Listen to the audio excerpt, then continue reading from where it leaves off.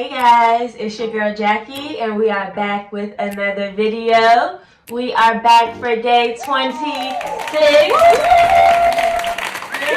26. I'm so excited for day 26. As you can see, we have special guests. This is my sister Alexis and my friend KJ. I'm so excited to have you guys back. Thanks, girl. No problem.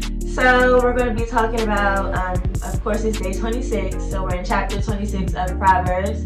And Day 26. Get it?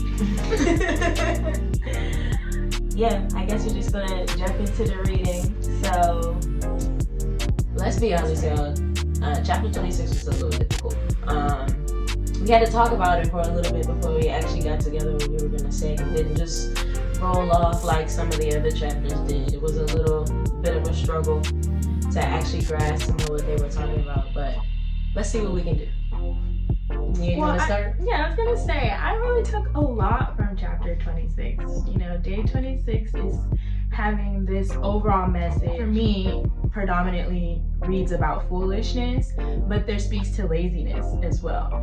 And for me, the foolishness relates directly, if we're gonna compare it to men, the foolishness of men and what can be delivered sometimes when you are not seeking with God or a man of God. And there's one that says, let me see. Like it begins, honor is no more associated with fools than snow with summer or rain with harvest.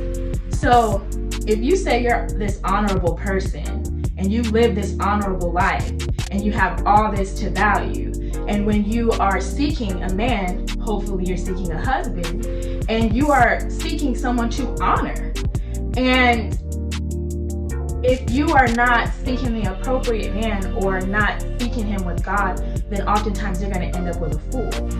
And honor should not be associated with a fool because, as the scripture will read, it doesn't match their value level. And so you have trusting a fool to convey a message is like cutting off one's feet or drinking poison. Like, why are why do we, because I'm guilty of this too, you identify a fool, but yet you honor him. And then you turn around and trust him to deliver that honor back or to deliver equal communication. And oftentimes, like, we're talking about before, like Alexis was saying, even in relationships, like, friendships or any type of relationship, sometimes that can happen. But in relationships, most oftenly you do see that. yeah, I was going to say, and sometimes you might not even see it. Like, verse 23 says, smooth words may hide a wicked heart, just as pretty glaze covers a clay pot, which to me is saying sometimes they can try to trick you and use smooth words to make you seem like they're wise or they have good intentions, but really they're lying to you, they're tricking you, they're trying to, I guess, get what they can get. It's a whole fool. Yeah. The whole time it was a fool.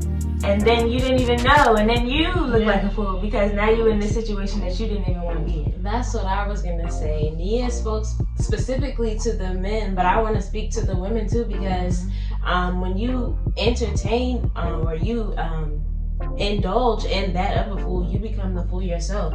Verse 4 says, don't answer the foolish arguments of fools, or you will become foolish as they are.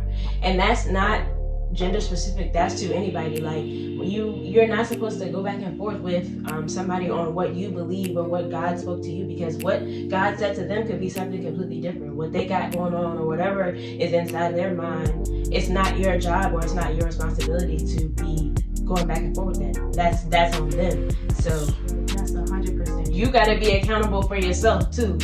And with that accountability, that's the whole point, because that's how the laziness comes in. Because then he says, the lazy person claims there's a lion on the road. Yes, I am sure there's a lion on the road.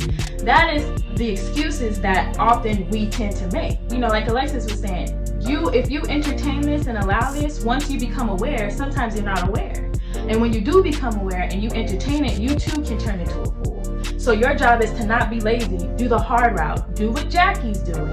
Do what we're all doing, and do this Proverbs task. As hard as it may seem, take the non-lazy way out so so that you can avoid foolishness, avoid yourself from becoming a fool, avoid tainting yourself. That's crazy how that came full circle, because that's where I was going to take it through with the laziness. You gotta talk to God and tell him to be with you and to work on you with your discernment, because that's the only way you're going to be able to decipher where the fools are, who the fools are, who it is you're supposed to be, entertaining, and who you're not supposed to be. And if you don't feel confident enough in your discernment right now, God will work with you. You just have to reach out to him.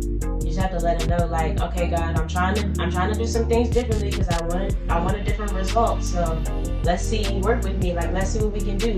If you're giving me a sign about this one, let's go in this direction. I'm with you. Let's just do it. I think that also goes into what I was talking about in yesterday's video when I was talking about self-control, because self-control is something that you have to work at every day. So I feel like when God is saying don't be lazy, he's saying you have to hold yourself back and control yourself every day, because it's a struggle every day. And like the video said yesterday, it's not going to be easy. Like, I don't want y'all to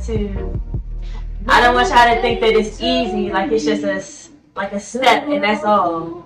But it's an everyday journey, and you got to keep at it every day. Every day you have to reapply yourself, because it's hard every day.